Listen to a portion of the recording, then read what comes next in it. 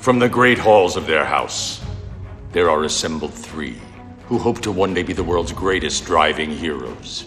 Created from the cosmic legends of the universe comes our team captain, the Vision, Bill Fisher, and their soon-to-be Wonder Woman, Vicki Fisher, and our Captain Marvel and head flight trainee, Jennifer Scripchuk. Their mission: to fight injustice, share what is right and wrong, to get you out of your house and come out racing with them and serve all mankind. They are the Garage Heroes in Training Team. Welcome to the Garage Heroes in Training Podcast. I'm going to be one of the hosts for the episode. My name is Bill. Who else is hosting? I'm Vicki. Miss Vicki. Yes. One of your favorites. I know! He was one of my favorite people. He was one of your surprises for your surprise weekend. Yes, he was. Intro is not going to be terribly hard. We've tried to get him on track several times. We actually got him to the track. We just never got him on the track driving. He had better offers and moved away from us. So we had an intervening couple of years with a plague and whatever else. And I think we succeeded in finally getting him on track. Mm-hmm. Who knew? Oh man! So this could be the first of our redo of. We've been talking about redoing our Racing 101 or how to get on racing, and since this was his first time racing, we thought we'd cover that, and perhaps this is part one of. I think it was 12 last time. We'll see, and update that series. So with that, Brad Lee, 2 words. Welcome to the podcast. Yes. Hi, everybody. 2 words. Sorry. Welcome to the podcast. Yeah, man. You never realized that it was 2 words. You never. You learn something new every day. Yeah, it's only your name, man. It's fine. Yeah. So Brad started out with us early on in racing, and like Bill said, he had to move away. He was greatly missed. So having to revisit with Brad at this was pretty darn incredible. Us, we have video to prove it that you were quite excited. I know. Absolutely. And it continued technically it's still continuing. I'm still pretty pumped and ecstatic because it's damn, especially with all those photos uploading to the website now too. It's just like teleports you right back into it. Man, what a great time. And then hanging out with all you guys too. It was like sensory overload in all the best ways. Oh my gosh. It was as if you never left. It really was. It really was. Yeah. Yeah. I wish I got to see me and Liam a little bit more, but getting to meet all the new faces. Yeah. It's and young adults. Well, Liam's older now. Kind of past there, but getting to meet all the new faces and then hang out with familiar faces, it was pretty sweet. So, Brad, we're not going to start with our traditional stuff. Let's start with how did you end up coming, and how did we do this? Because Vicki has no idea. She just I don't. She just was stumped. So, pretty sure it started with a text message from you. It did. Oh God, do you remember how long ago it was? Might be a year. It's right around a year. I want to say like 10 months to 12 months. Yeah. And it's like, hey, I'm scheming. Would you like to collaborate? And I'm like, hell yeah. Because that's like, it's such a cool thing with your guys' little festivities and the renewal. So definitely it was like, I can't say no to that. You guys are like my Pennsylvania family over there. So definitely had to get back for that. And then you're also like, hey, it's a track day too. And it's like, geez, yeah. Let's go, bud. So just taking time, getting out there, and mission success, I think. Oh my gosh. Oh man, yeah. Fantastic. So from a high level, did you have a good time, Brad? Yes. Oh. Yeah, like I am thankfully mindful now that I've come back, and like people ask me questions about things, and I'm like, all right, go in knowing there's like start a mental timer now, and then you're gonna have to catch yourself in a couple minutes and be like, all right, dude, shut up. Because it was like just so much going on and so many good personalities. I mean, hanging out with you guys, all of the track people, the instructors, the other racers in my D1 class. It was stoked to be here so that I can just cut loose, I guess. But Was it again, everything you thought it would be? You don't know what you don't know. Mhm. And it was like having attended Lemons with you guys and like suiting up and gassing up the cars and like strapping people in to make sure that they're safe, and like definitely sets the tone Mhm. for all of the things to be paying attention to. So it was great to come in with that kind of experience. And also since then, just like how much I've been using what I have access to with some sim racing here and there. Watching a lot of Ross, what is it, Ross Bentley? Mhm. Um, Sticking to some of his content that I think NASA had been emailing out. Yeah, it's a lot to take in. Sorry, what was the original question? I got really excited again and then just started going.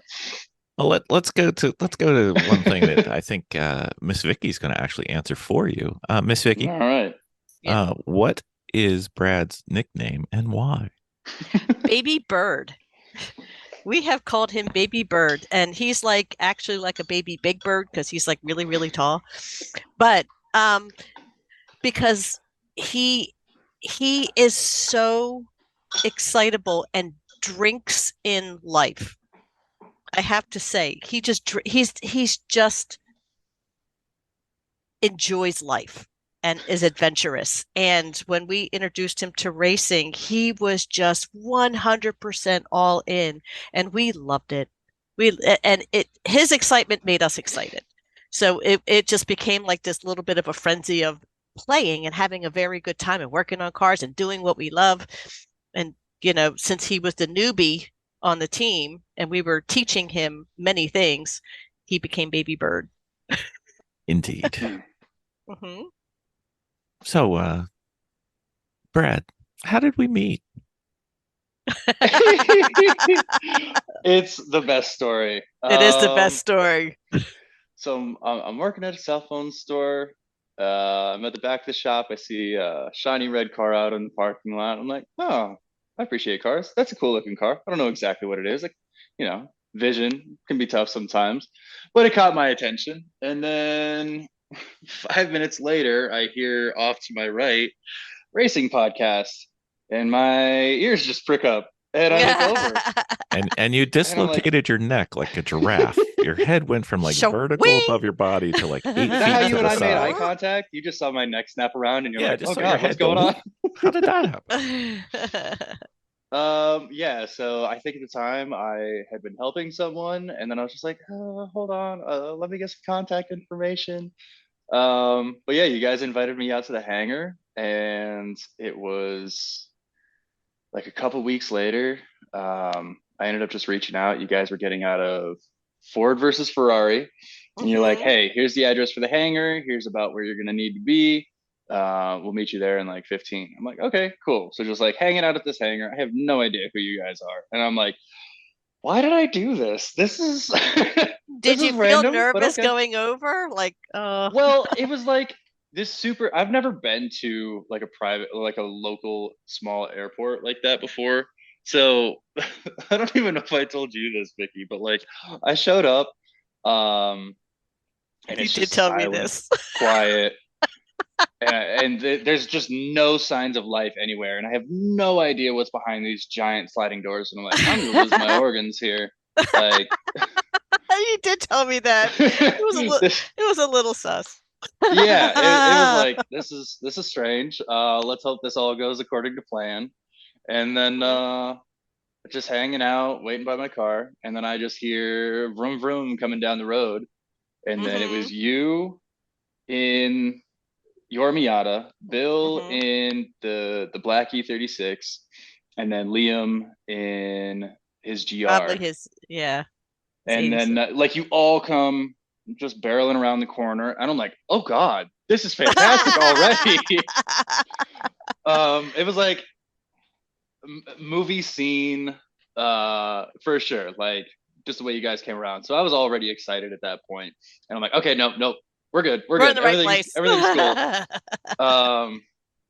And then yeah, oh man, so many stories in the time with you guys.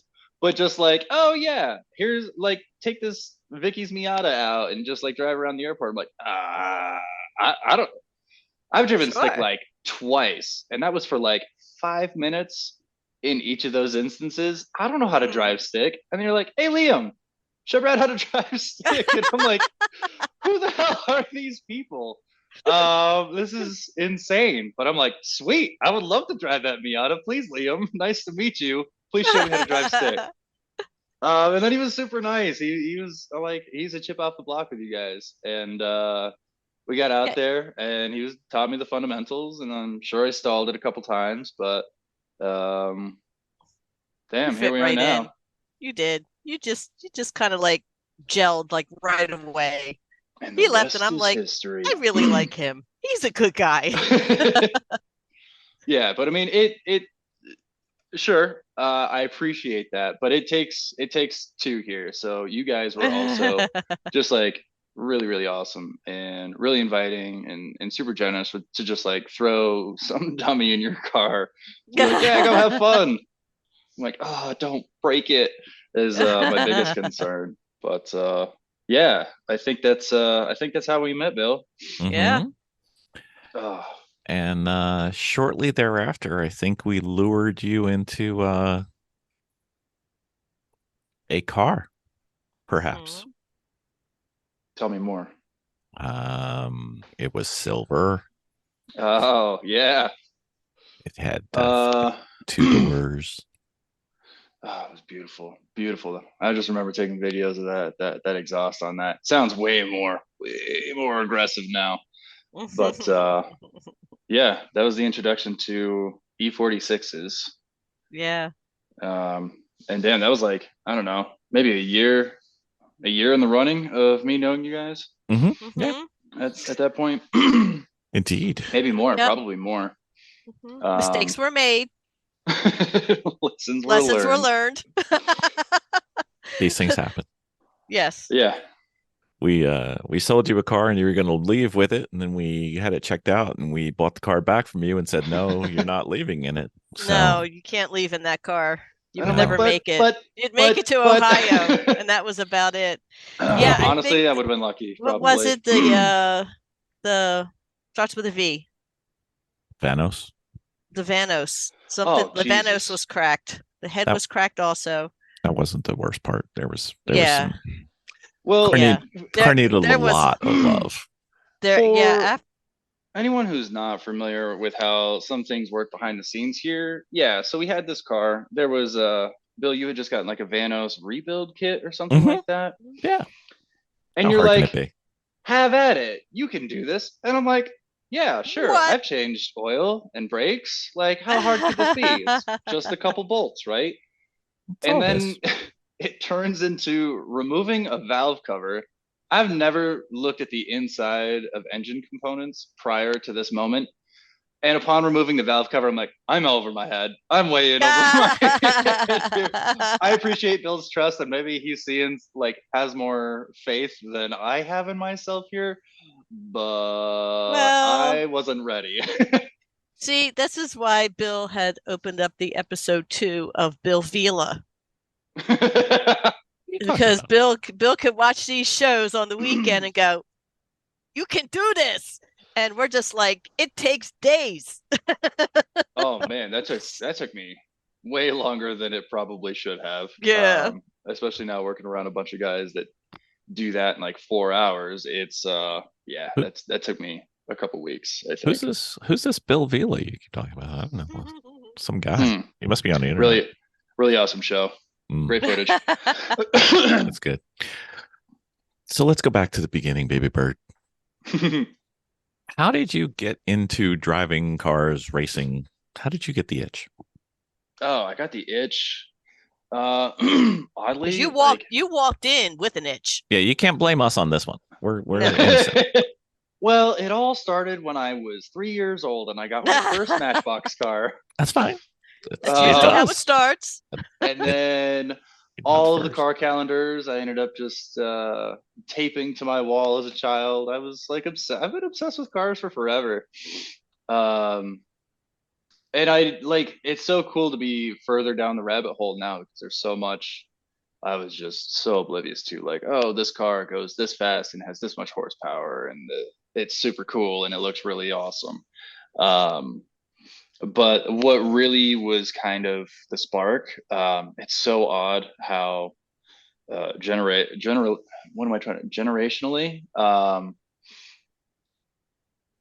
how everybody's exposed to things differently. And it was Dirt 2, I think, on Xbox. Oh wow. That was just like, damn, this is so cool how drivers have to go flying down dirt roads and they have no idea where the turns are, or I didn't even know what an exit was at the time, but like where the exits are. And it was just fascinating to like have to play that mental game of imagining what the coach next to you is like detailing out for turns and hazards and bumps and crests and whatnot. And that was super fascinating. So I was interested in pursuing rally racing. And then you and I had met and I'm like, well, motorsports works for me. And then getting Vicki scaring the hell out of me with the whole let me show you how to drive a stick story. Oh, we can go into that. I was getting there. We didn't get there yet. But just like you guys exposing me to, oh my God, how much grab and how much feel you get to have with a car on pavement was really mind blowing. So that was, yeah, like it is also such a like closed and safe environment as well. So as for like rally racing, it's not like I'm uninterested in it now. I'm definitely more prepared for it, but that was the foundation of my interest in being on track. Miss Vicki, why did you scare our guest? Because it's messed up. It's messed up, Vicki. Go ahead. Brad. So Brad wanted to learn how to drive the stick, and he wanted to get an idea. I was trying to teach him how to rev the car properly, and he was in my 1990 Miata. 99 at the time, huh? It's 99 Miata. Okay, it's a 1999 Miata, NB, which stands for not Bills, and it had a Flying Miata in it. And the thing is that they don't like to be coddled, so you really need to rev those out to the rev speed, which is probably about 6,000, 6,500. I think it's 6,500 with the turbo. Yeah, it's about 6,500, 6,800 with the turbo. So, but Brad, although he was driving, I kept saying, go ahead and rev it out.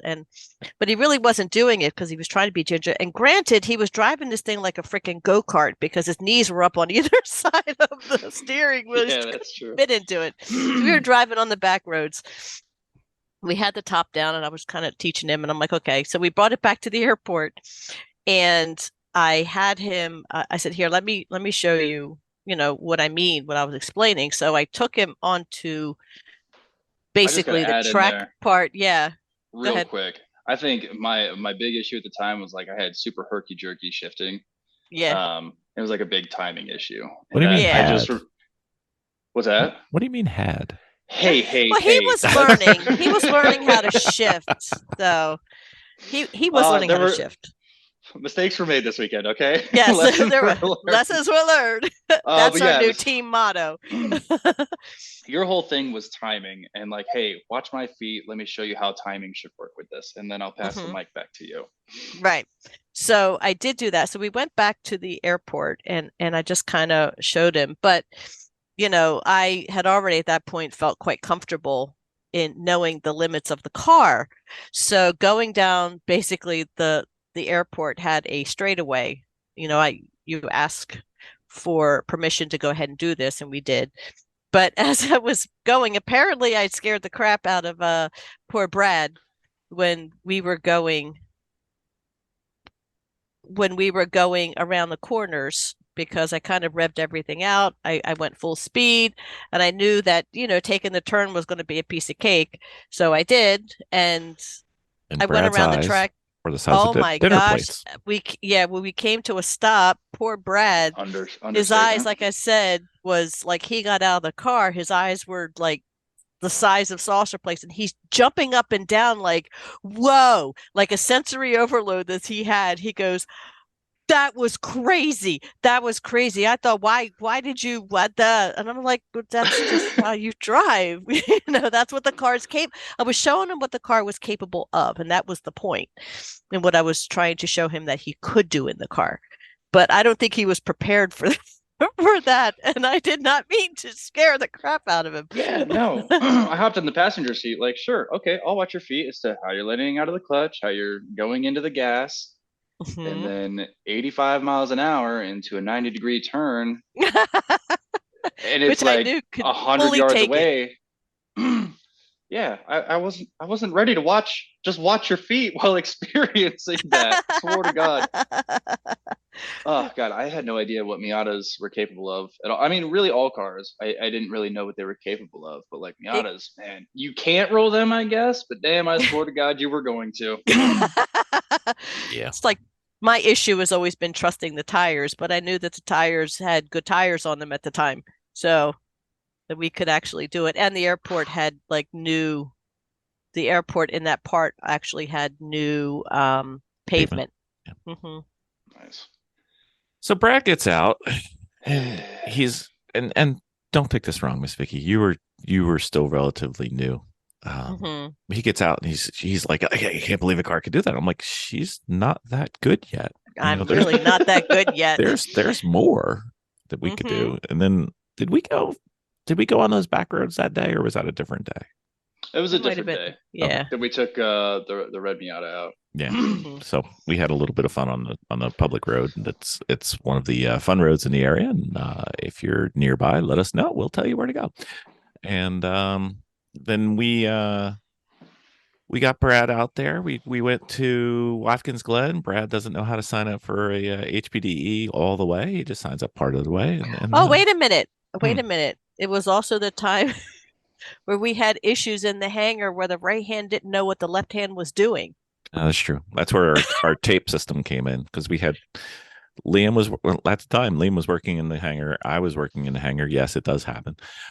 Vicki was working in the hangar. Brad was working in the hangar. I think Alan was working in the hangar, and we didn't know what anything was going. So that's where the tape system came in, where we put items that need to be done on painter's tape and put it on the windshield of the car.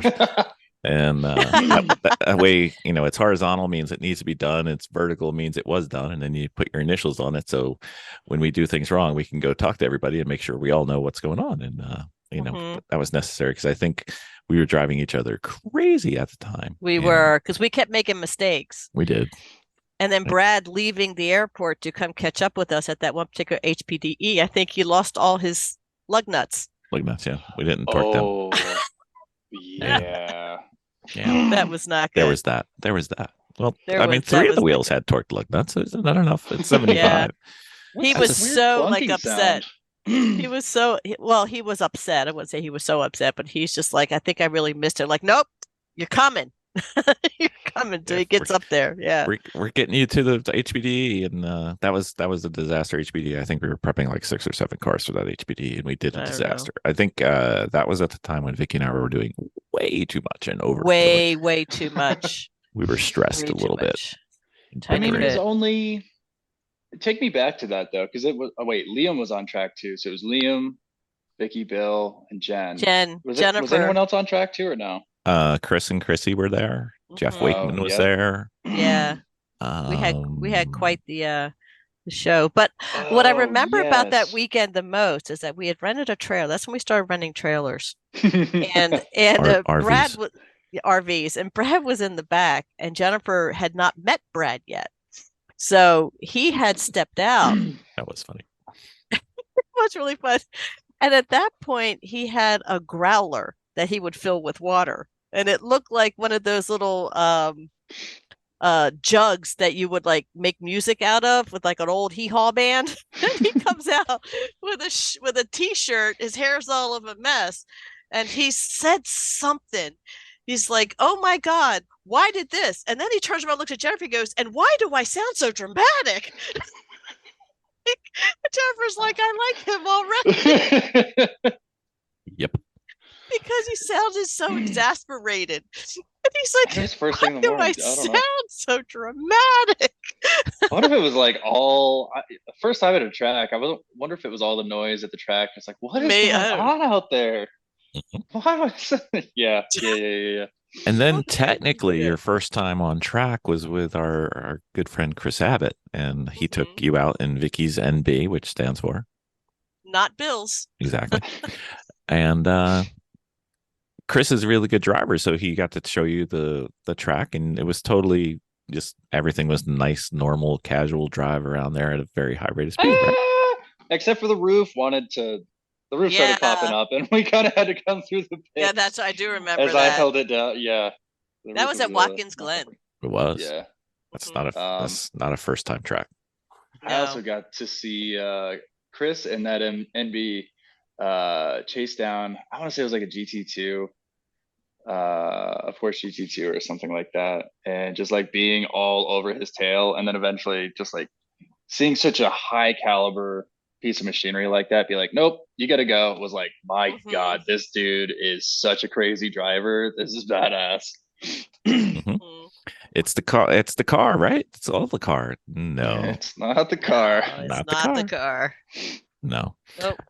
So Brad, you've been into cars, you've been into racing, you had been wanting to do it. What we're always trying to get people started. So what was keeping you from getting started? That's a good question. That is a great question. What was keeping me from getting started is how do you even know where to begin? And like not even to answer that question. Great podcast. So there's a great podcast you can listen to that just covers, like, if you want to geek out about all this stuff, like, boom, there's content. And you can just listen to it, but like getting started, it's I really don't know. It took meeting people who were already had their feet kind of in it. Like you said, you guys were just getting going with it. But it's pretty intimidating to think like, I got to have a full race car, and I don't know what kind of safety measures I got to have. And it's just like, the beast is always bigger when you don't know exactly what you're looking at. But once you understand like everything that is between you and actually getting to an event, like there's not as many barriers. It's just, you don't know how you overthink. You don't know what you don't know. Yeah. But I overthought and just believed there was so much that needed to go into it. And I also never really even considered going. Like, if I hadn't met you guys, I don't know if I would be going to track. I'll be honest about that. Like, maybe I would be like attending a rally event or two here and there, but like, to get out for that, it helps a lot if you can just stumble across people who are really, really also passionate about it. And then just kind of trust, like, it's a great community. Everybody really is supportive of others. Pretty much. I mean, you got to be responsible on the road too, but yeah, it's just putting one foot in front of the other and actually like getting to it if you have the interest. I think everybody, like, after attending driver's ed, or high performance driver's ed, whatever you want to call it, I think it's something every single driver on the road should go through. Like, that's the kind of driving test. That would be so much better. The roads would be unbelievably safer, because it's like, hey, here's what can happen. And it's definitely an environment which will promote more of those, like, that was kind of a sketchy scenario, but like, being in those situations makes you way better prepared in a controlled scenario for uncontrolled scenarios. And just like being out there. So this is where we get to our public service address. And if you need any help getting to your first event, feel free to email us at garageheroesandtraining@gmail.com, and we will either help you or scare you or send you over to Everyone Racers, because they do a great job of doing this as well. It's part of the fun. Mhm. So, sir, it happened. You made it to your first HPDE. Nobody bit your nose off. Nobody yelled at you. Nobody. Well, that one guy gave you the finger, but that was me.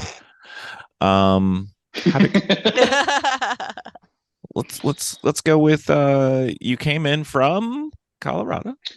Yep, flew in from Denver, landed in Philly after 12 hours of planes, trains, and automobiles. I arrived over at the track. Thanks for the assist with that. And then No worries. Yeah, we were there, ready to go. So who picked you up to get there? Oh, Bill did. That's where you disappeared to for so long? Yes. This whole thing kicked off with, he's got schemes. It's a great tell you. destination where they're going. Mhm. I have to say, he lied really well. I told you when we first met that I would not lie to you except to hide secrets and surprises. That's true. He did. Exactly. Yeah. And it was a great weekend, so it's all good. Yeah. So the HPDE, how did that go? Was that what were you everything driving? you expected? Oh yeah, what were you driving? Captain's log supplemental.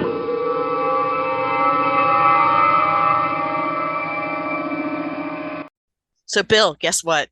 What? We did the Sentinel. We did the Sentinel. We did. How did you were like it?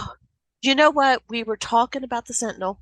We have. It was great. We understood watching how the Sentinel works, but we finally got it into our car, and I got to tell you, that was really awesome. I was able to see every one of my mistakes. We have hours of them. We have hours of my mistakes, Right. but we have hours of good stuff too, which is awesome.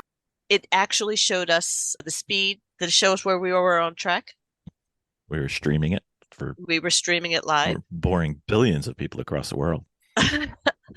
But it was pretty incredible. Plus, on it, you're able to put your insignia, your logos on your app also, and the clarity was amazing.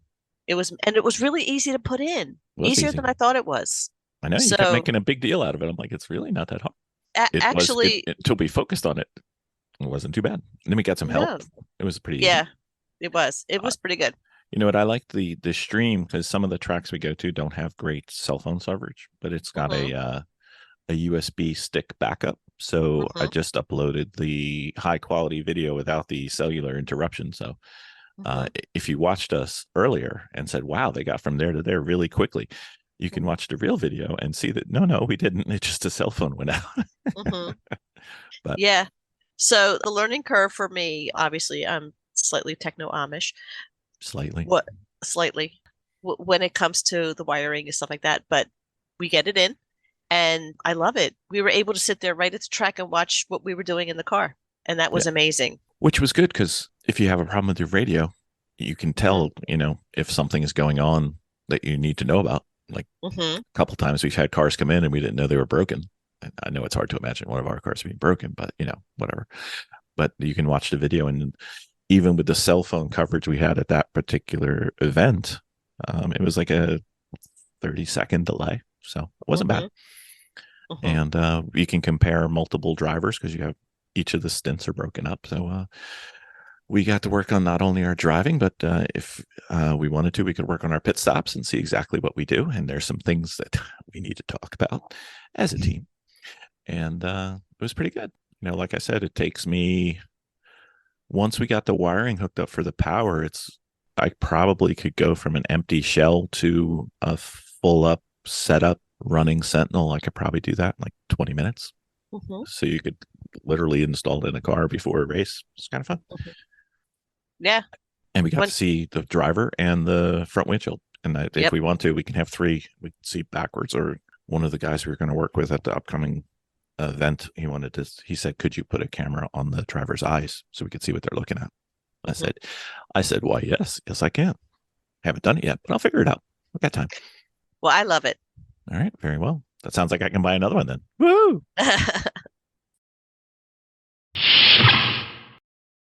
So the HPDE, how did that go? Was that What were you everything driving? you expected? Oh yeah, what were you driving? Reunited and it feels so good. Oh no, yeah. So as we previously touched on, that E46 that I really, really wanted to have and to hold the drive out to Denver with when I moved. You guys kind of had it under the knife and got it to great running condition. Looks fantastic. The wrap is incredible. That car drives so incredibly. But E46 for the weekend, and honorary mention, John Cooper Works Mini Cooper. A little Yeah. mini. Got Honestly, a little lot of mini. fun. Yeah. All right. So the low light of the weekend was your instructor. I think he was he's Kind of a jackass. yeah, But he sucks. Not good. I mean, the attitude could use some tweaking, but the instruction was honestly pretty good. So Yeah. Bill had instructed our friend Brad. Another thing you two have in common. Neither one of you want me to instruct you, but that's fine.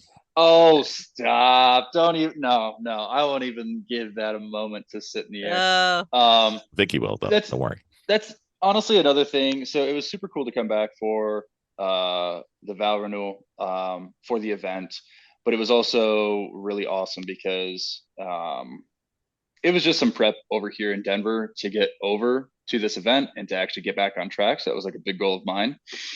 And when I had taken off, I'm pretty sure, Bill, you were at level 3. Yeah, I think so. It's about there. But you were gunning for getting to be an instructor. And then thankfully I wasn't your first student. My God. Nope. But no, you got some experience in, and then I found it just really, really awesome to be able to get back together with you guys, but then to also see the fruits of your work and my work to get to this, and how they deviated but aligned back together. And I really appreciated that about this weekend too. That was awesome. Well, everybody seemed to have grown. You have grown too with your racing. I mean, I fiddled around on a simulator. That's really all I got. But I had but that helps. That is a training tool. Yeah, I had some conversations with there's one guy from work who does a killer job with alignments. I work with BMW and just around performance machines all the time. And he's diehard track, has a crazy simulator as well. And one of the questions he asked me, he's like, do you feel like the simulator actually prepped you at all for what you went out there and did? And I'm like, no. Like, I'll be frank. After like every time I would get out of the car, it's like, I can't hit my turn-in point, entry point. I can't hit my apexes. I'm really cutting my turns tight and missing, like totally disregarding the fact that there's an exit. And like in a sim, sweet. Like I know to connect those dots properly, to keep good flow, to sort of how to threshold brake. I could have a better braking system on my rig, but how to I don't know why I keep forgetting this, where you like kind of let out of the brakes as you start to turn in the wheel. Trail brake. Trail braking. And like I can relatively perform that in a game, but there's so much going on in the car that it was overwhelming. Like I said, that car sounds like a monster. So that alone was like, oh, that's cool. And there's a lot of just like brain power digesting that as we're going around track. And then the other thing that you can't prepare for is the feel. And I was really looking forward to training my ass, because that's really important to doing well out there. And I just, even in towards the later sessions, I couldn't really feel like in turn 9 to 10. I think I could sort of hear a little bit of screeching in the tires. You're very familiar with like track stuff, so I'm not sure if tires were screeching a lot. A little bit, not as much as I wanted, but little. You were getting there. Yeah, and maybe another day we would have actually gotten it, but like I couldn't feel that the ass was getting a little squirrely. It was only the only time my ass was like, "Yo, you need to correct some things here." Was coming over turn 5. We got a little loosey goosey. It was fun. I had a good time.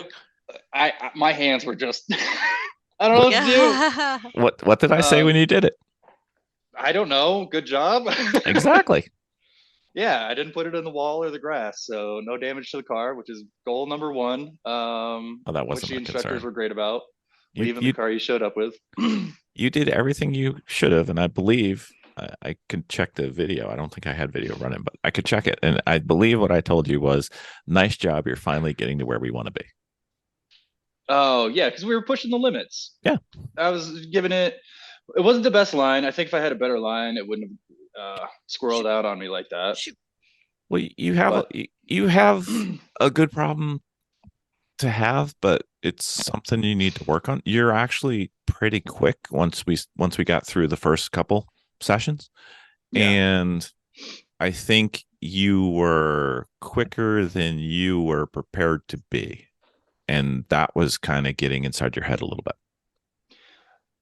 It really wasn't until the second to last session that I really like you hit the nail on the head there. I just didn't know it at the time, and it wasn't even really until like I was on the way back as well. Like that kind of sat with me for a couple days of just it's so cool being in it because it is 100% flow state, and that is one of the coolest things about the whole experience of being on track is I know I've heard other people talk about it, but it's like you're not thinking about finances, you're not thinking about obligations or responsibilities. You are only focused on what is the next step. Well, really, what are the next couple steps of what I need to do here with either positioning, braking, acceleration, whatever. So I was just very, very locked in, and I could sense that I was locked in, but that's as much thought as I gave it was I'm in the flow. Like this feels so awesome. Like I really feel like I'm driving the car hard. I'm not abusing it or just over aggressively driving it. I was just working it. Like 2 and 3 on that track were pretty cool because I was giving it. Oh man, this is where I have to connect it to like the sim experience too. Of my buddy being like, I bet you got more out of sim racing than you thought. You did. Was going through 2 and 3, just like knowing if I decelerate, I'm going to lose grip. If I accelerate, I'm going to lose grip. So let's just keep on the throttle to keep the speed steady and hit my turn in points. And a lot of those things were clicking, but definitely one of those laps was just like, I am ripping through this. And it felt so good after. And then after I got to debrief right after that, I was like, holy shit, that was so like just on the edge at any given point around the track of like just letting off the accelerator. We could be spinning.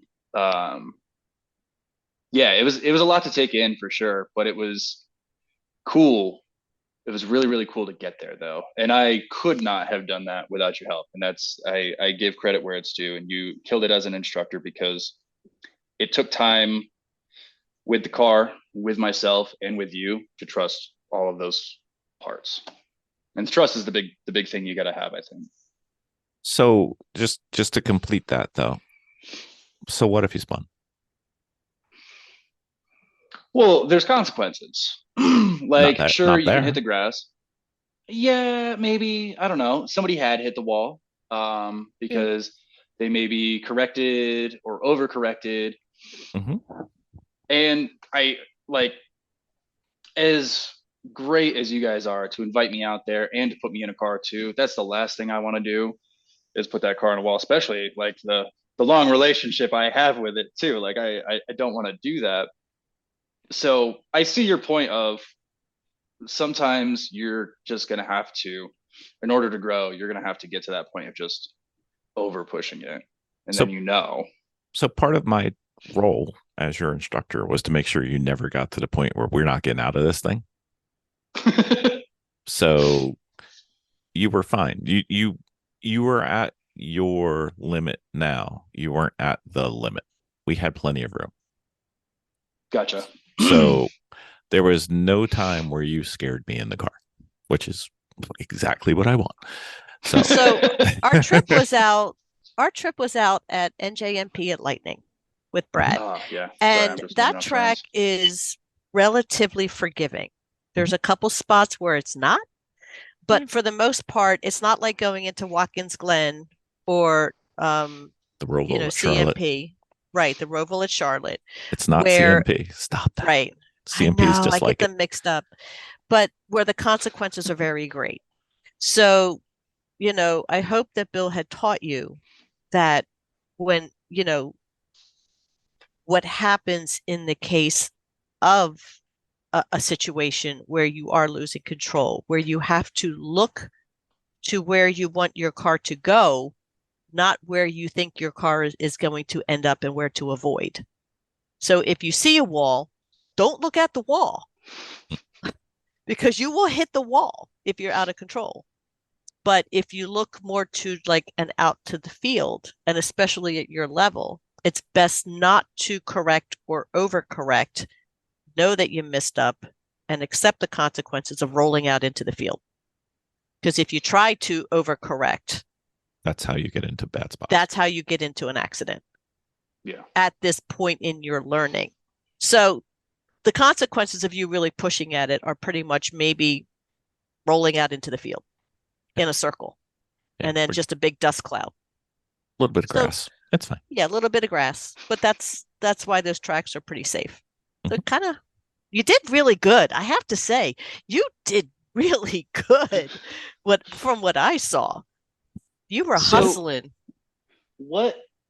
I guess that's one thing from like a novice perspective is like that feels good to hear, but like what kinds of things are you observing where you're like, hell yeah. Turn 7.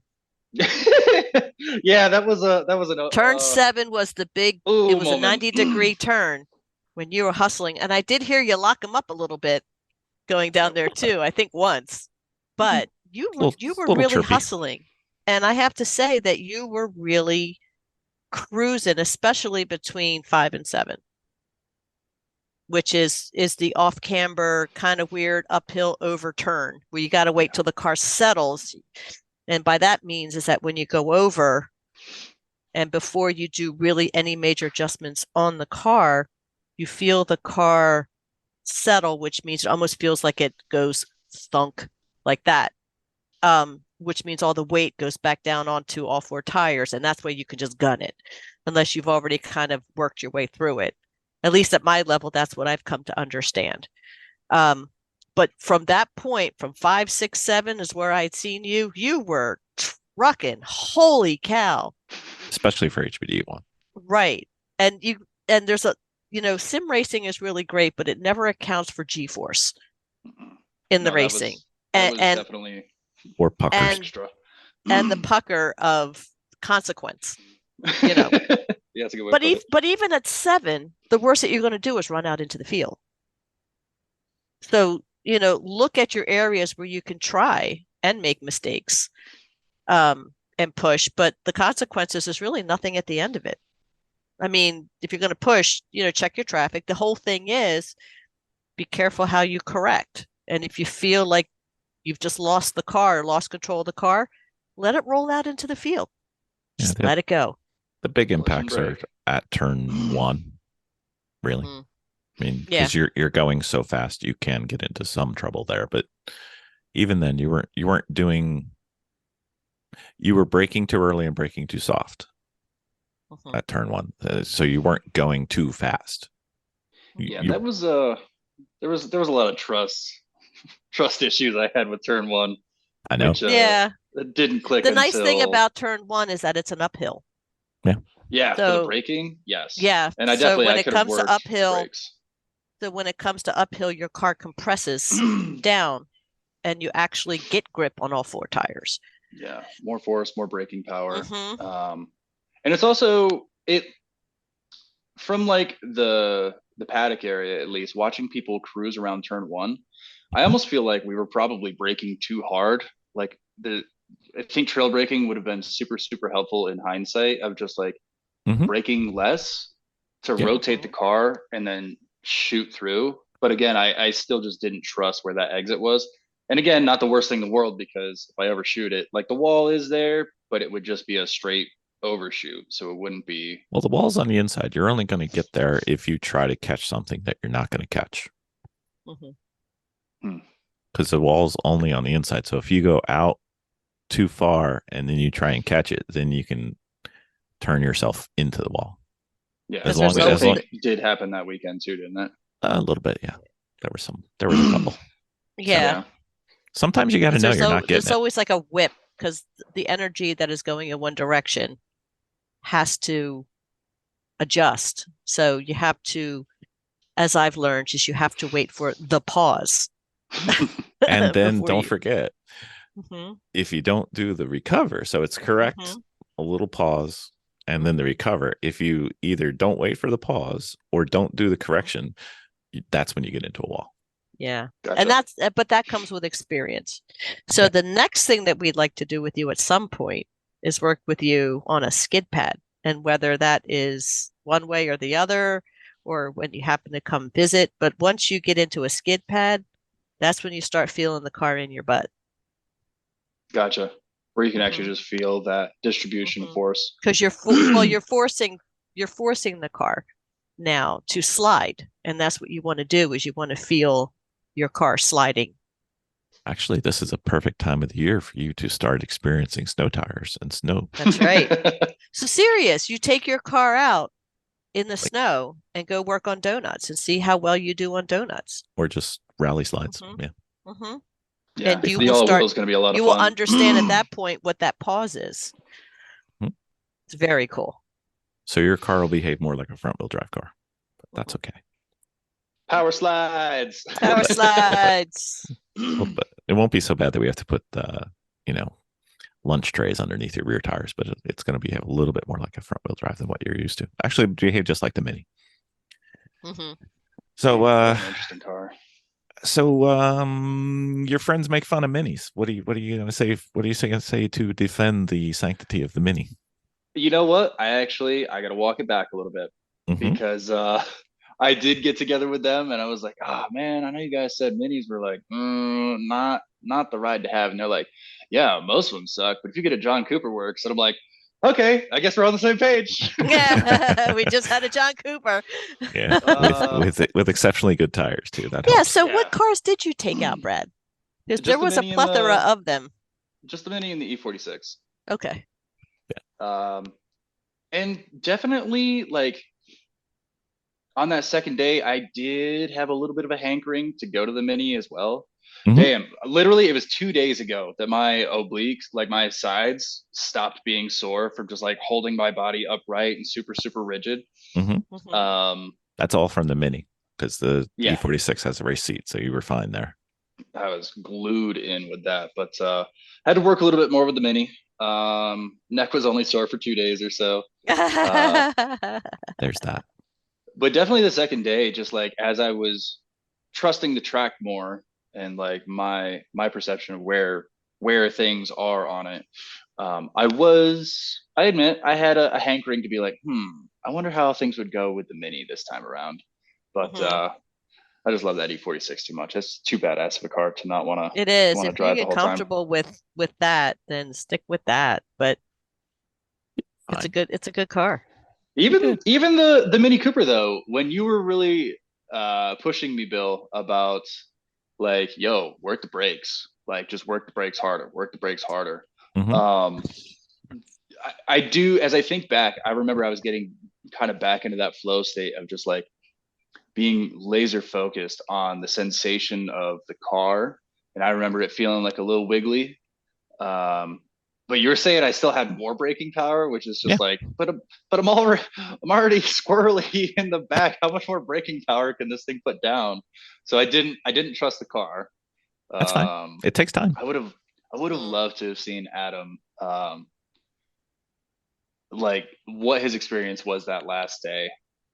because I know he was pushing it a little bit harder with brakes. Well, the one thing we didn't get to do, just due to schedules, cars, my schedule mostly, I really wanted to get you out there with me driving and you in the right seat. Not because I'm some, superstar driver, which I'm not, but I'm a little further down the road than you are. So then you could see what I'm talking about.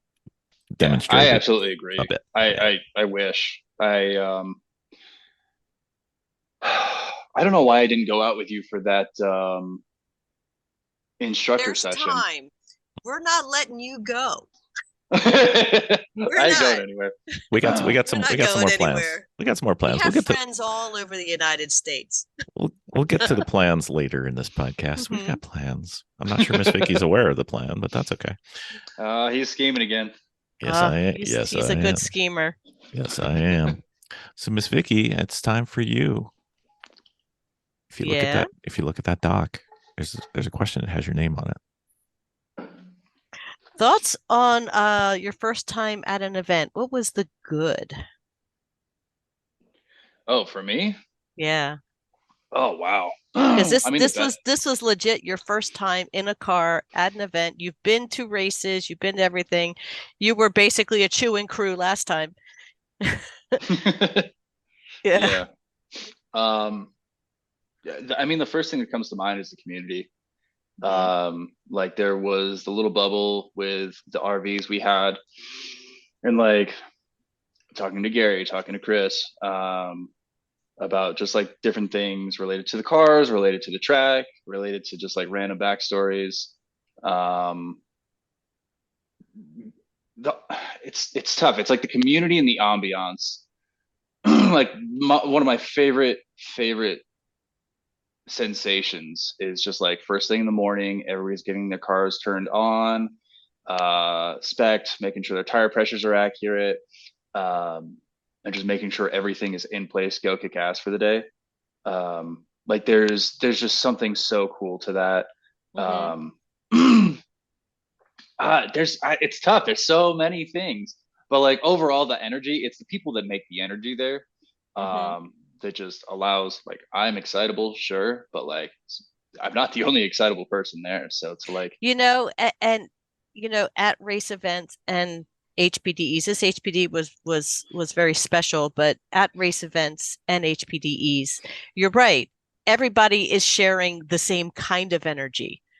Yeah. So it's easy just to walk in because everybody just wants to everybody's so excitable and everybody's so open. Yeah. And ready and just happy. They're just happy to be there. Everybody. It's a good atmosphere to be in. We're on a mission. We got to focus. We got to pay attention to stuff. And that's where, like, on track, you're not paying attention to other things, but you're like a half step there. And just being around the track and around the people. And also, like, when you are driving in a car, there is so much to digest. And you haven't necessarily figured out at that moment what becomes automatic yet, where it just becomes second nature, and then you could focus on other things. Because it's always not like that overwhelming all the time, because pretty soon you won't even think about shifting. Somebody's going to say, well, how do you shift? Well, I don't know. I just shift. I don't know. I might always be questioning how to shift. That's good. So what about the bad? Did you have any bad moments? We're doing the good, bad, ugly. I got a little bit of a sunburn. Bad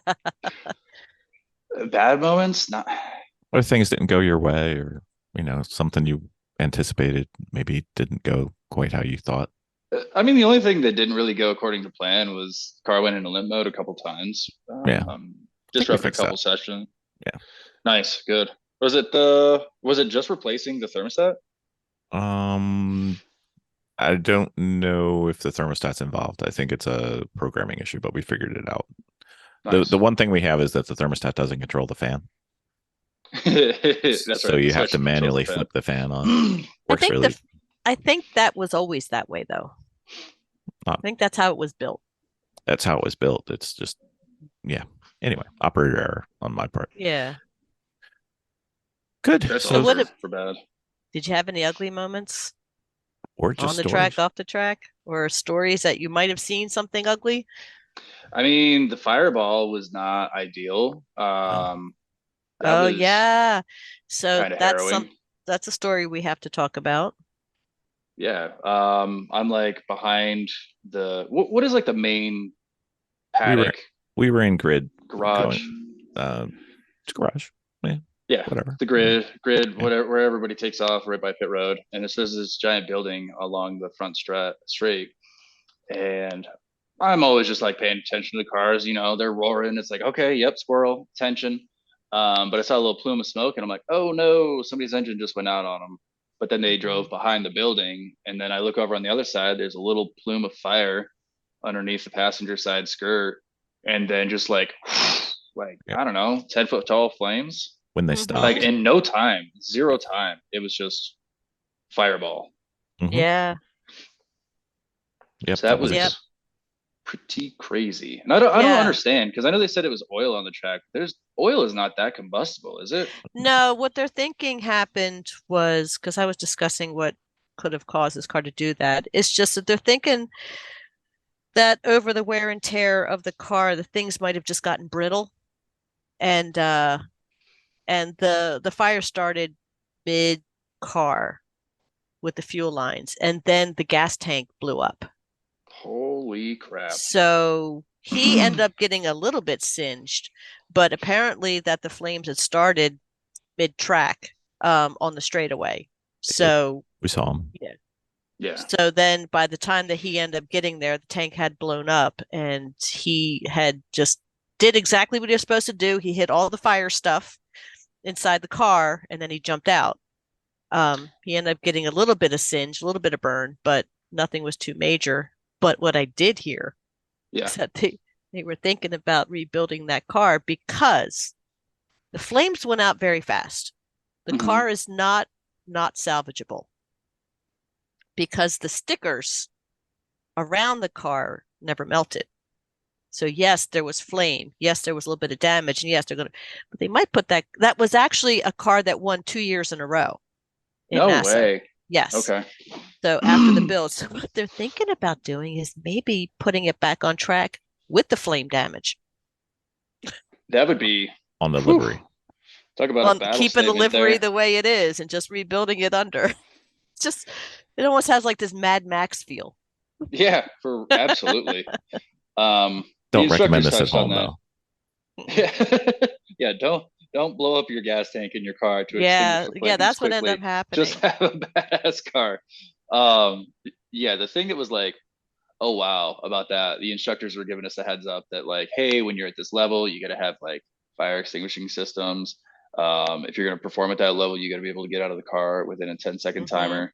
And it was super cool because like I don't think I ever talked with the driver, but I guess just instinctually he in a super short period of time like reached forward, hit the kill switch, which Yep. the flames were already so crazy. The kill switch melted to his glove, which blows my mind.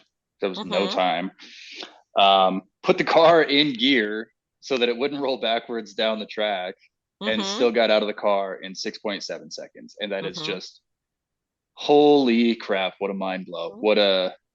I mean, he needed to get out in that amount of time too, because I mean, if he already got lost some hair or caught a burn or something. Yeah, then, he was a little bit singed because he left his helmet open. Yeah, Gotcha. got a little Oh, so he lost his little eyebrows. face and a little on his Yeah, a little driving heat, hand. just like a little heat burn, like a little singe, but he was fine. He was in Yeah, full race suit too. That helps. That's awesome.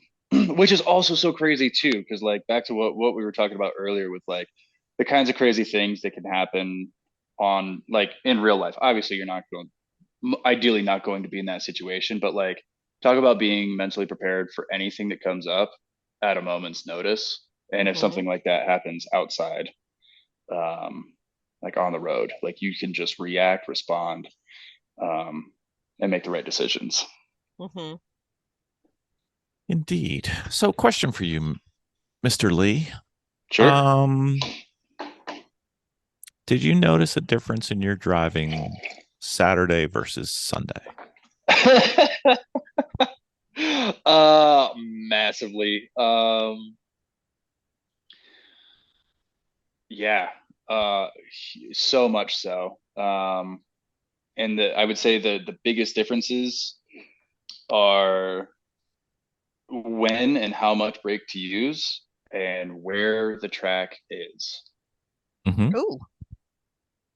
Good to know. Um, It tends to be in yeah, the same spot every time. Just it FYI. it does. It's just if you if you know it's in the same spot, if you believe it's in the same spot every time, it helps. It helps a lot.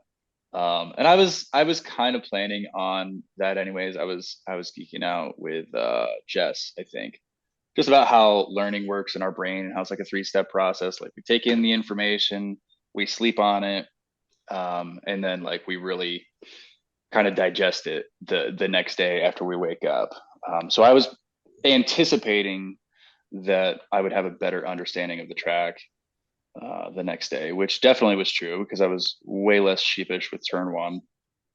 Mhm. But yeah, those are the biggest differences. And what's so cool too is there's so much more. Like, there's so much more ground to gain, and I know what could have been done a little better, or pushed a little harder, or where I could have pushed harder. Like, I'm curious about how much time I could have gained in a better approach with turn nine. Mhm. Because one thing you had mentioned, Bill, was how you can kind of come into it at the right angle and just by letting off of the throttle, kind of that thing I didn't want to do to unsettle the car, but just by decelerating, you can kind of turn the tail of the car, brake minimally, and then carry so much speed through and around and out of that turn. So yeah, massive difference between Saturday and Sunday. Yeah, that's why, especially when it's your first time going to an HPDE, we always say try to do the 2 day if at all possible, because the sleeping doesn't sound like it's going to help you a whole lot, but it does. Your brain keeps going, wow, that was weird, and then gets a little more settled on Sunday. So there was a big difference driving wise, just looking at your speed traces and everything. So Brad, how did your day start off? So we were running telemetry the entire time, and then how did it end on Sunday? Oh, from like beginning performance to end performance, Mm-hmm. I was pretty happy about it. Were you? Was it 147 was the best lap time I put up? 37. You had a 140, 137. 142 as a lap, but 137 was your best lap, your first stint. Okay. First day or first stint? First stint. Okay. Um, so yeah, went from that to a best time of 124. So to shave off almost 13 seconds there. Yeah. I mean, that's a lot of time on not a big track. Nope. So what a performance difference that like what a like car feel experience difference. Um, between that earlier lap where I have no trust in you, myself, the car, the track, none of it, and just like how everything sort of integrates together. Mm-hmm. What we can get to, and then to know that we can go even further beyond that too is kind of mind blowing. But I was really happy with that end result time. I've got good news and bad news. The good news is you did really well. You took a lot of time off. The bad news is now you're getting closer to where time is much, much, much harder to get rid of. Well, yeah. All the easy stuff is gone. But I mean, that's kind of cool too, though. And like, it's tough with like the classroom sessions on track because it's a little bit difficult to get like an accurate gauge on what your lap times are. But ultimately, let's say we're at that 124 range now, and to focus on consistency with it is Mhm. going to be pretty key. And not And scaring obviously yourself. improving. Mhm. I mean, it'll come with time. I know that'll come with time. Mm-hmm. You have to get comfortable with being uncomfortable. Yeah. Gotta get Words used to for the life. pucker. I puckered enough, Vicki. Okay. He was a full pucker. He was. He was a full pucker, huh? Yeah. Yeah. Turn 7, that brake lock up, which was not long. That Mm-mm. was the other like whoo kind of moment Yeah, for sure. it almost felt like a whoa. Yeah, But I Short. caught it on video. Did you show your friends a video? I think I I did. think I caught the slide You slide did. on it. You did. A little lockup, little plume of smoke.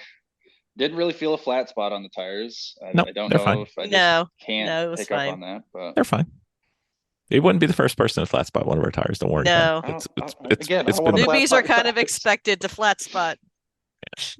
We'll get that. We still don't know if taken there's care of. ABS on that car though, do we? There is. Yeah. There is. There Okay. is. But it Are you wasn't. sure? It wasn't working all the time. That's one of the things I have to fix. Oh, okay, gotcha. I'm not Well, sure. we got to the limit. Definitely braking. We got to the limit on that one. We did. So we wanted to give you a little bit of time for a couple different reasons. One, so that the post-race hangover kind of abated a little bit, and two, so you could process a little bit. So if you were to say, what do you need to work on or focus on the next time you're on track, what would you think it would be?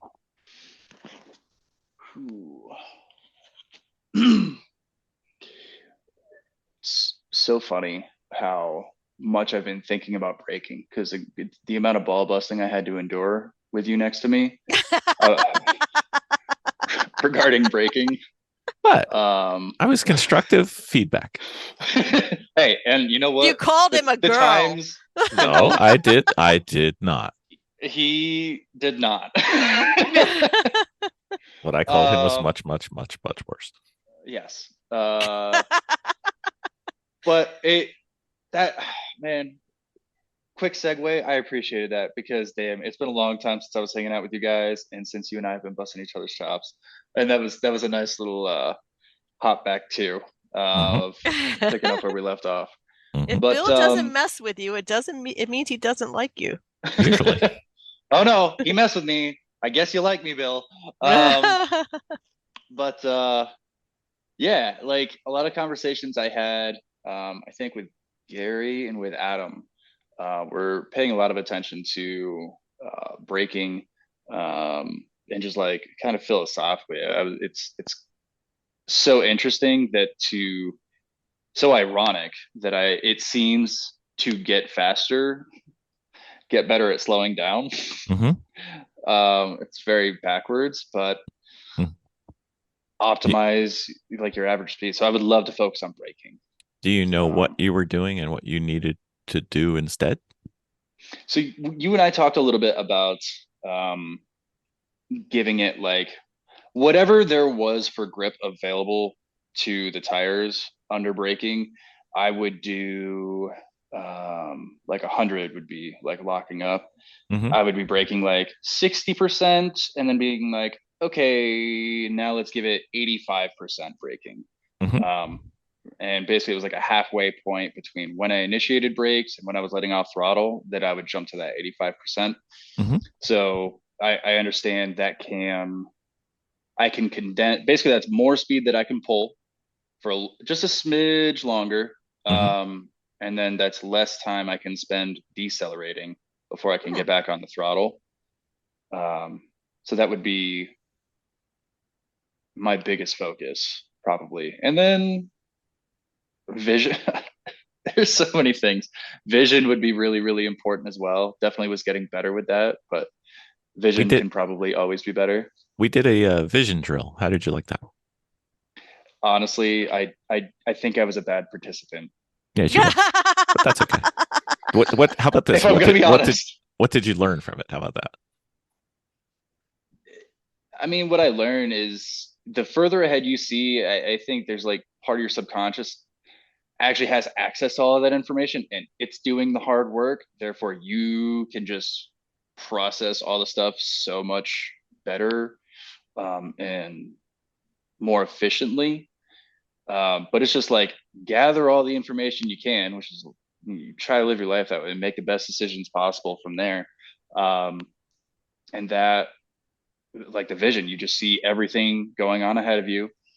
You see your flaggers, and then you have more time to calculate when to be braking, when to be turning, and some of that is rhythm as well.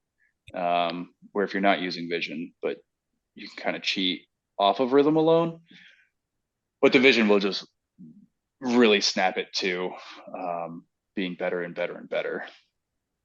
So we did a little drill where Brad was telling me, I had him back it down from what his current full throttle was, and where he would tell me what he was looking at, which he was horrible at. And then I told him what I would be looking at. Yeah. Because I think he was going a little too fast. So he was occupied. So he couldn't speak. And then I said, okay, how about I tell you what I would be looking at if I was where you are? And he's like, what are you doing looking all the way over there? It was kind of fun. Yeah, we're like rounding turn 4 and he's looking at turn 7. It's like, no way. Yeah. There's no way driving. Like you've got 5 already figured out in your head and you're looking at 7. But man, that's so crazy to put myself in like a more expert's shoes. And if like that's how you drive, man, I'm missing out on something for sure. That's what Bill's always telling me, is like, you have to look up and look far. As far as you can. What you do in say, for instance, turn 3 will affect you all the way through turn 5 and turn 6. Yeah, basically 3 will set you up for how hot you're coming in for 7. Exactly. And it's not like if I'm in turn 4 on this track and I'm looking at turn 7, it's not like I'm not scanning back. I'm scanning back, but try to get as much as you can, because it could be as simple as, oh, there's a car that's off, or a yellow flag's coming, or to help you, it could be, oh, that flag station is dropping the yellow flag and we're going back to green. The more information you can get, the earlier you can get. And then you've got the other thing with, your hands and your eyes work together, and your feet. So if your eyes see something, your feet and hands kind of make it happen. So if you see that, there's somebody on the inside that I need to go around, the earlier you can see that, the better you can accommodate it. And you're not reacting as much. You're kind of subconsciously planning. Yeah, I felt a little bad. I felt like I was a little bit aggressive with some people ahead of me. No, you were just faster than they were. Relative to the group, I don't think you were passed very many times. If I can't remember any, but I'm not saying you weren't passed. Being a jackass, I was keeping track, and no, I was not passed. well, look at who your instructor was, and that fits. That fits. It helps. It fits. But yeah, you were doing quite well. And, like I said to you at the end, skill wise, like getting around the track, driving skill, you're ready for HPDE too. I would just prefer if you stayed in one more time, just to get a little more education. I would say experience with making errors, because you didn't make that many, so you didn't know how to fix them as many as I would like you to have to go into 2, because 2, there's a big step between 1 and 2. Yeah, I mean, there's a big step between each of the levels, aren't there? Yeah, some. Well, the nice thing about 1 is that you remain with an instructor. When you get 2, it's more, you request a ride in, a seat. I would absolutely love to do 1 more, because my vision needs to be better. Like, I was very attentive to the track, and one thing I did a poor job practicing was always checking the flag stations. I was somewhat lazy and depending on you to pay attention to flags, which is not great practice. I told you I would, so fair.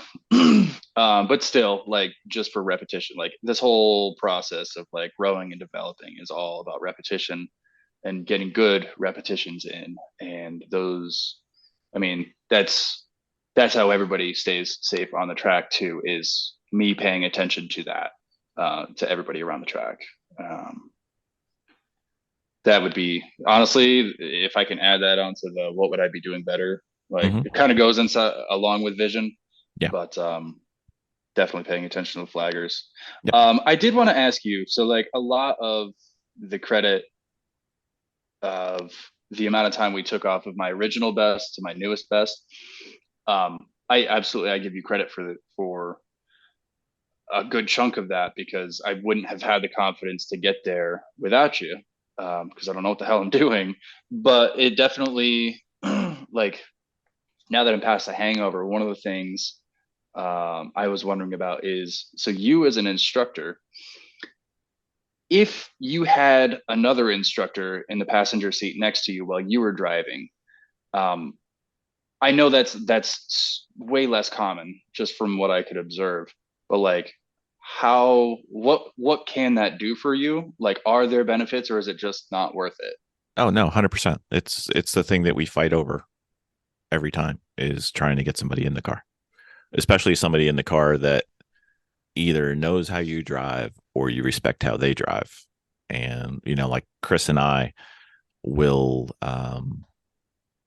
always right seat as much as we can just to help. And I was trying to get some time in my schedule to go out with Chrissy because she doesn't get a lot of right seat help besides Chris. And it just schedule wise, it just didn't work, but it does help a lot. And believe it or not, I think I actually helped Chris with one thing that he did at a track that he drives a lot. But it's just, they become smaller things. Okay, understood. So because I mean, there's not a whole lot of time that he's leaving on the table, but I caught one thing and then I gave him something else to help him push his progress further because everybody gets stuck, at a level. Mhm. Mhm. And, Do you think that's it's probably a hybrid here, but would you say that's more like driver skill and something that they're just overall leaving on the table, or is it like a familiarity with the track, or just a different perspective on the track? Like, that's one of the things you told me as an instructor. There's certain things you learn from your drivers, but in those instances, is it more of the driver or the track that it's you would usually be able to help with? it's usually the things you want to get are the driver, but sometimes Yeah. it's a track specific thing. And a lot of it is, especially when we endurance race as much as we have literally thousands of laps on both tracks at New Jersey individually. So you get into a habit. That's pretty awesome. So, then there's other things. And sometimes it just takes, it could be data, it could be video. Ideally it's somebody in the car with you or you in the car with somebody else. I've learned from some of my students like, oh, that's not what I want to do. Or conversely, oh, that was pretty good. That worked out pretty well. Who knew? And, the easiest way to get stagnant in your progression is to just keep doing the same thing. Because you're not going to get any better. You're just going to get better at doing the same thing. So it's kind of fun with like all of the track stuff and just like obviously I've been on a deep dive this past week of different see the surprised look on my face. Do you see? Yeah, but like how just playing with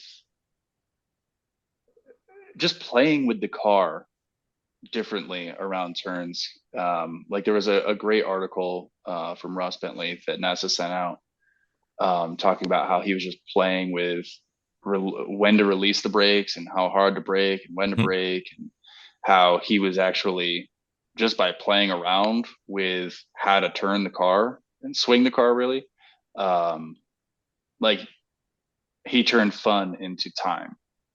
Yep. And that's so cool because it's just like ultimately we're there to have fun with it too, but just to explore all of that extra space. And he's a great example of somebody who drives at a very high level and has been doing this for several years. And if he can find time, I'm pretty sure everybody can find time. Hell yeah.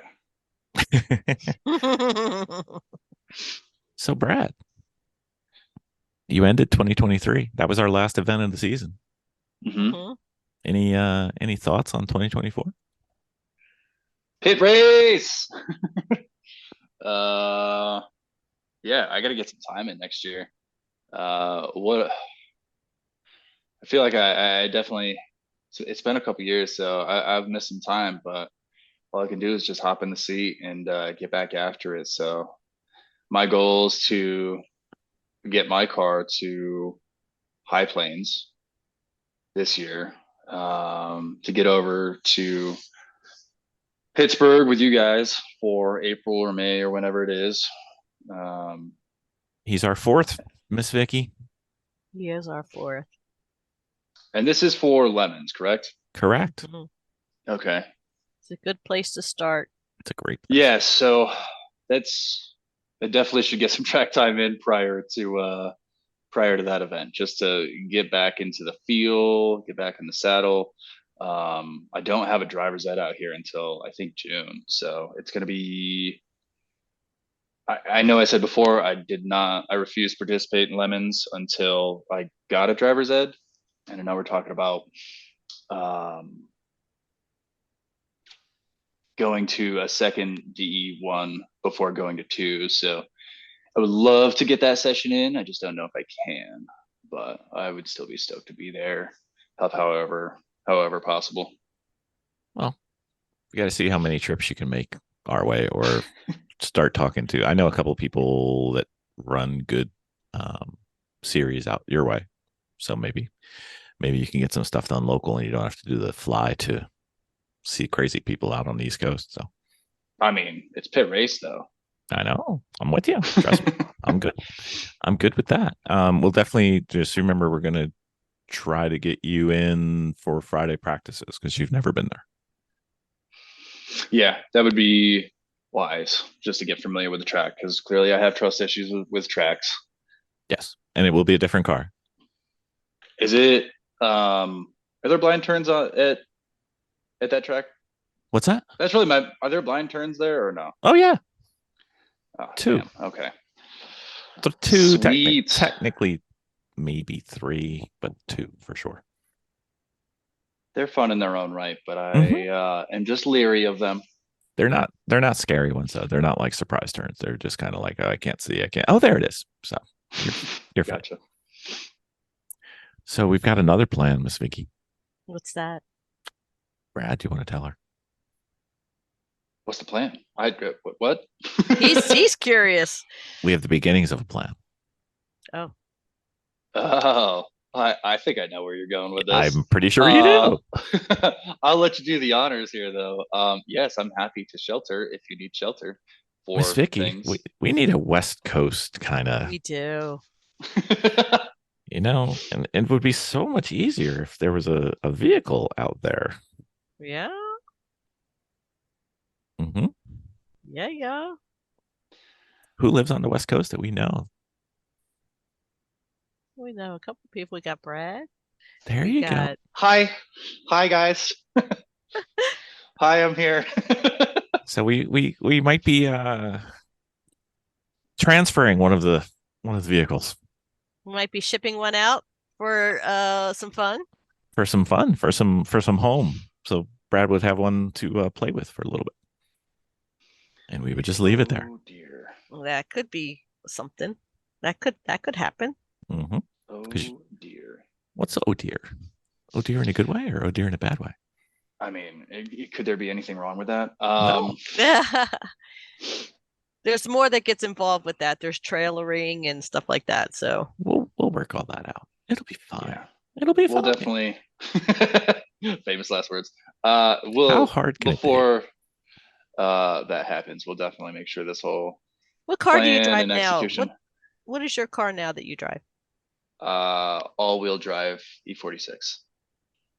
You could just actually start doing HPDEs out there now. Oh, for sure. Yeah. I'm talking about a race car. my Oh, dear. I know. But his training could be out there, and he could probably grab a friend and pack a tent, throw a tent. They were all had tents out there. Yep. Oh yeah, I'd be down. Super cheap, a cooler, Nice track. and you're gonna find your friends really fast. I mean, damn, You realistically, could start if they can- training. Because if they can honestly, do- that's what they're driving out there. What's that? Your daily. You could put your Yeah. daily right on the track. Definitely some goals I want to put together. Like I would love to kind of turn and transition this thing into more of a track oriented car. But I know it's not ideal to have a daily that is also half of a track car too. Mm. Not so much. So Yeah. So there's some things I'd like to get in line prior to that full transition, but I've already made a couple little tweaks here and there on this. It's awesome. Well, you know It's what great. you know what that means now, Brad? What's that? I've You been coming out? dying. I've been dying. Well, yeah, obviously. I think we have to fight Mia off for not coming out during the wintertime and going skiing, but that's a different story. Fair. It's time for the Fast and Yeah. Furious story time questions because we've been waiting to ask boy. you these and we haven't had the chance. So we are here to do that now. All right, shake and bake. Okay. Miss Vicki. Yes. Brad, what was the first car you ever had, and what was the worst car you've ever had? And you can say the E46 that you had for like a couple weeks. It's fine. No. There was a first car I ever had. My grandfather gifted to me. It was a Cadillac DeVille. I think it was like a 1990 big bad V8. 110 horsepower. Yeah, probably. That thing was pretty badass, actually. I only got to drive it a couple times, but then I had a big accident. I was kind of laid up for like a year, and it just sat in the driveway. And in a year's time, welcome to the Northeast. Pretty much the whole frame, brake lines, Oh no. whole bunch of stuff rusted out underneath it, and yeah, that was that. So great while it lasted, but it was quick burn. And then the worst car I had, I think I bought like a crap Lexus. Not in the best condition. Had some sort of sputtering, but I'm like, nah, it'll be fine. And then I'm like, no, this was a terrible idea. I can't even remember what it was, but it was like early 2000s Lexus. Probably had all of 2 weeks before I ended up moving it, but that would be the worst car I've ever had. Excellent. So this one I already have the answer for. I never asked this question, but there's an answer for this that if you say, "Oh, I don't know," blah blah blah, I already know the answer, so I'm going to answer for you if you back off. What is one thing that nobody knows about you that would surprise them? Oh, I mean, that's an easy one. I was in a heavy metal band for like 4 years. Exactly. 3 years. I had hair. I had like a foot and a half of hair. Glorious days. Glorious days. What a blast. Those guys are bros for life. Yeah. Are they still in the band? No, the band definitely dispersed a while back. It's not the easiest gig to be in the music industry. Nope. What a lot of fun though. A lot of great time with those guys. And I don't know. I feel like heavy metal is like not the most popular genre of music. And then also bite your tongue, sir. Yeah, fair. Depends on the crowd, I suppose. But yeah, I feel like I don't present that way. I'm like always like business professional typically, but it's fun to throw people back and be like, yeah, I used to be in a metal band. I had long metal hair. It's like, what? There's a number of times I've gotten that reaction. People are not connecting the dots. Fantastic. So what is the car from your family that sticks out the most? Car from my family that sticks out the most? Or growing up? Whew. Dad had a 1990 bright red Camaro. He had like the rims super done up nice. He would armor all the louvers on the back every weekend. He tried to teach my mom how to drive stick, and in the back seat I nearly broke my neck because she burned out and didn't know how to drive. Oh no. She just like peeled out, and as like a little kid in the back seat, just such different times. It was like a little side road. Yeah, she popped the clutch and gave it gas, and we were going, and I had no idea. And I think that was the last time my mom ever drove that Camaro. Oh wow. That was a really cool car. It's so strange looking back at like what were the performance specs on that, and like you joke about with the Cadillac, Bill. It was like 180 horsepower, 170 Yep. horsepower out of an 8-cylinder engine. Like, what the hell? Crazy where engineering has gone to now, and I'm quite grateful for it. Exactly. All right, Brad. No pressure. What is the coolest car ever? Oh, Dodge Viper, baby. It's We just really, such we a really have to work on your car selection. So Ah, that's been my passion ever since that was like one of my first Matchbox cars, like the old school SRT 10 convertible Dodge Viper. And I'm like, wow, this thing just looks, it was like, so there was nothing that looked like that back Mhm. in that generation.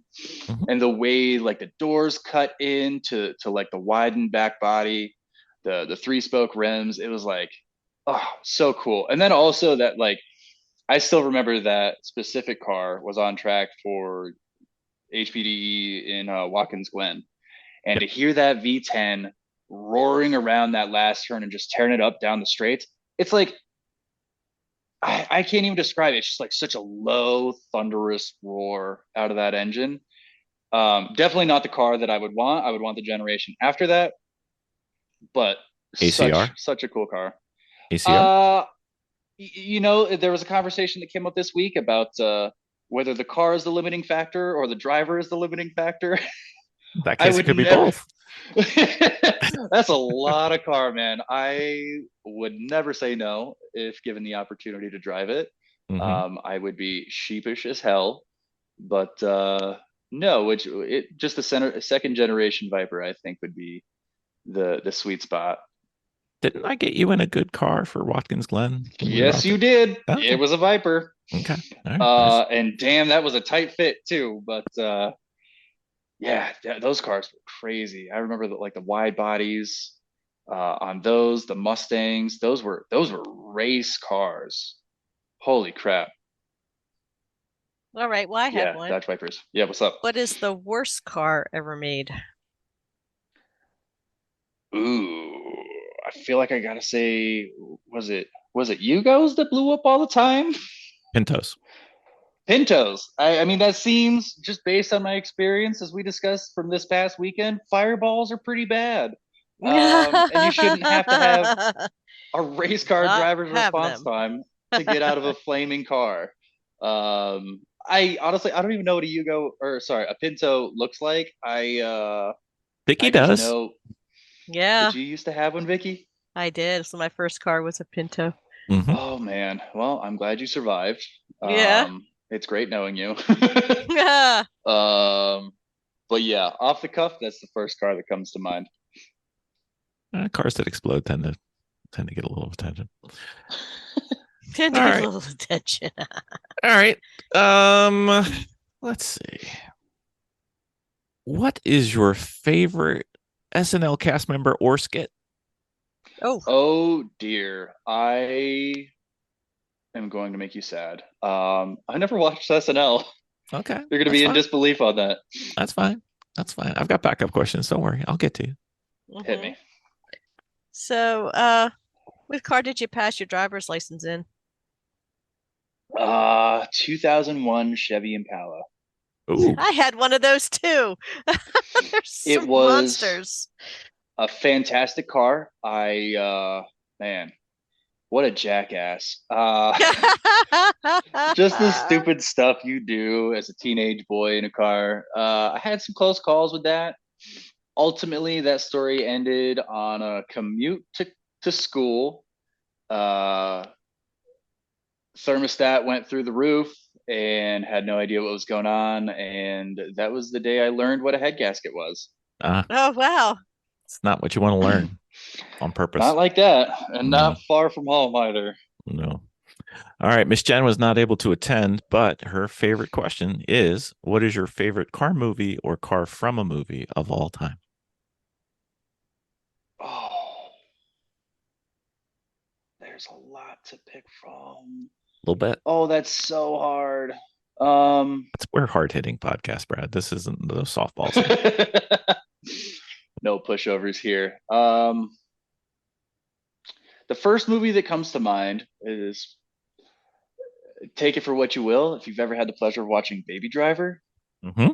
Yeah, that's oh a man, great show.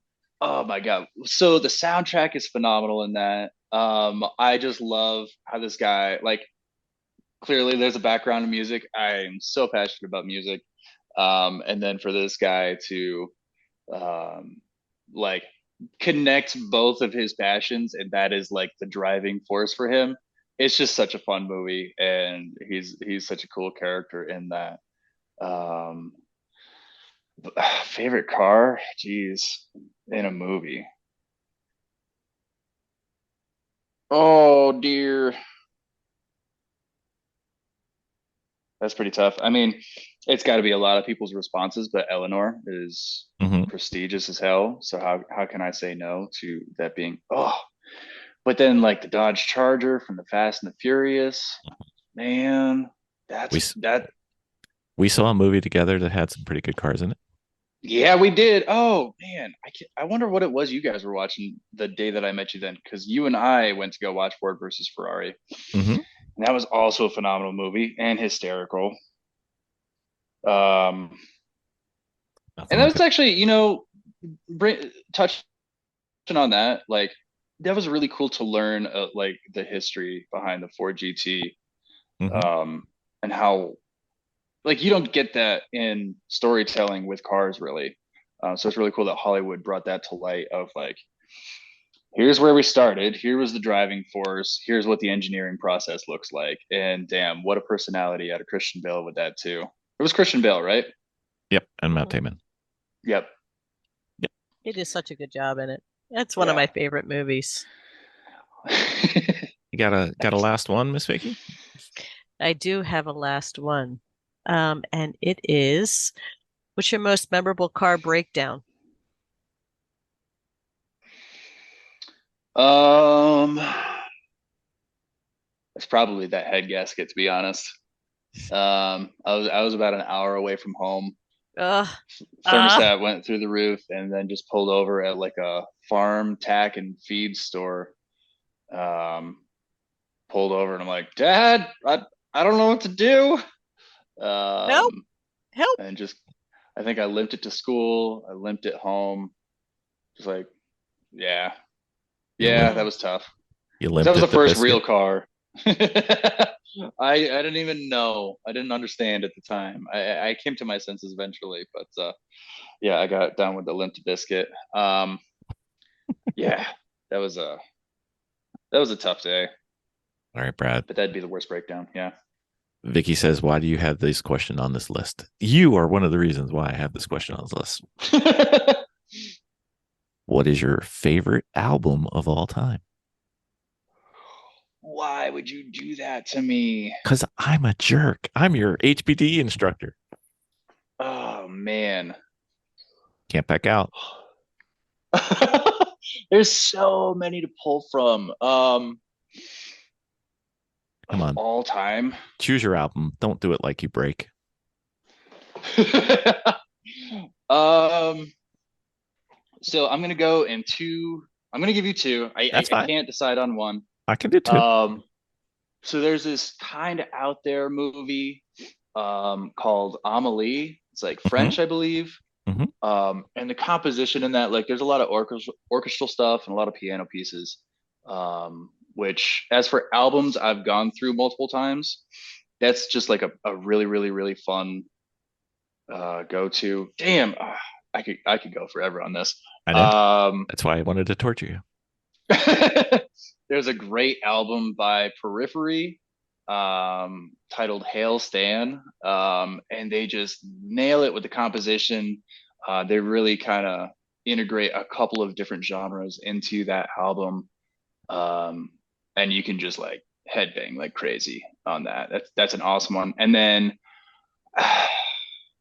an honorable mention, there's a new release by Avenged Sevenfold.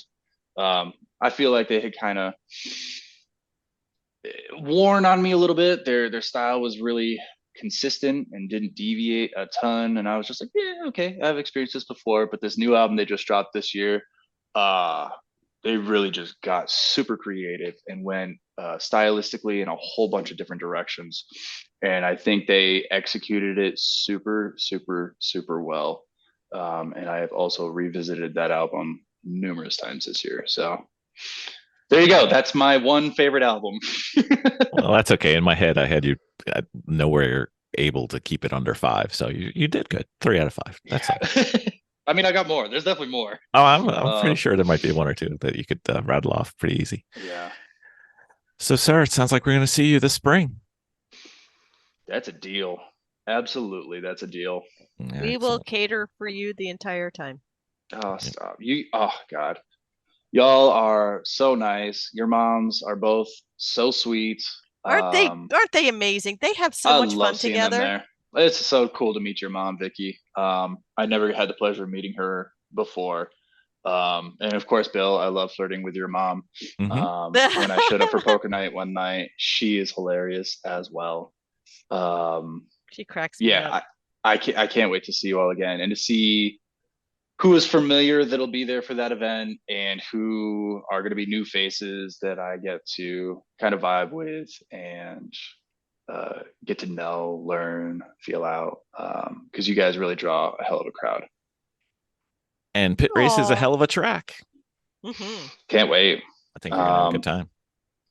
I know I'm going to have a good time. Like, number one, ambiance and community. As long as that's there, it's going to be a great time. And then if there's cars and a track and I get to do like experience both, then it's a lot of icing, but that's icing on the cake. Mhm. You got to be careful at the time of year we're going to be at Pit Race. There could be icing of different variety too. Well, Oh yeah. we'll take it in stride. Mhm. Miss Vicki did. I did. Oh no, you actually hit ice? I had On a that snow track? on me. It snowed on me. Just It got you? in Like my you had a little ECU. snow? Yep. Just her. It was just a Wow. little cloud Just like me. Linus. Yep. I didn't end up coming back Pigpen, in. sorry, And I Pigpen. had probably it was all wet snow too. That was a weekend we had all the weather. Wind, rain, ice, sleet, Hail. sun. And you could see it rolling towards us. Like, oh geez, what are we into now? It was That sounds like a nuts. saga of an event. It was nuts, He had but it was probably good. close to an inch of snow in the one lap where it snowed, And then it was gone. and then it was gone. It was all wet. And it got into the ECU Mhm. on the Oh, Civic, so I had to go out. We're sitting there air drying. We got like a dryer to it, a hair dryer, and we're kind of like drying it out, and we had to seal it all up again. We kind of had to glue it shut with like a sealant on it.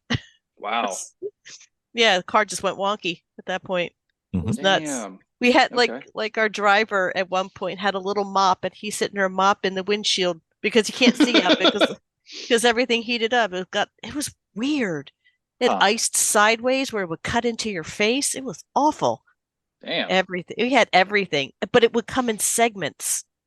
And it would be fine. And then weird stuff would come. We had like 5 weather patterns roll through. It was so strange. Well, I am just going to hope it's a great community, and then we'll roll with that as needed. Yeah. It'll be awesome though.